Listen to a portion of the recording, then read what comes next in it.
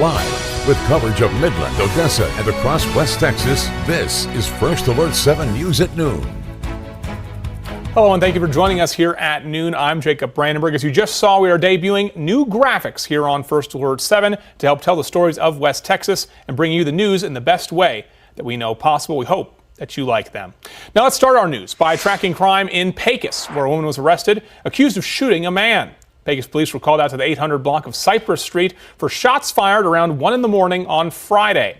When they got there, officers found a man suffering from gunshot wounds. He was taken to the hospital with non-life-threatening injuries and were told he's been treated and released. After securing the scene, police found this woman, 50-year-old Isela Garcia. She was taken into custody and charged with aggravated assault with a deadly weapon. This is still an ongoing investigation.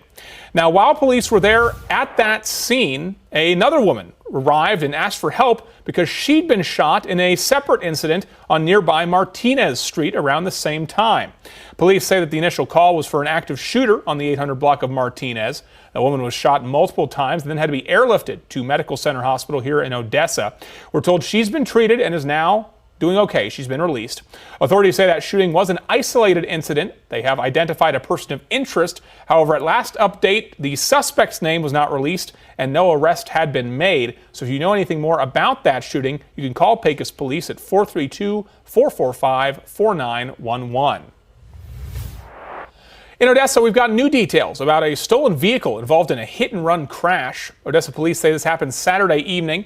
The initial hit-and-run was reported at Grant and Clements. One of the vehicles involved drove away but was soon stopped on Grant and Pool Road under the I-20 overpass.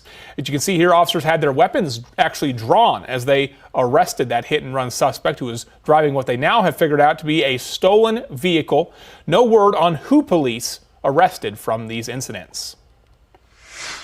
We were also your first alert out of Andrews County about one person being killed and another injured in a head-on crash Friday morning.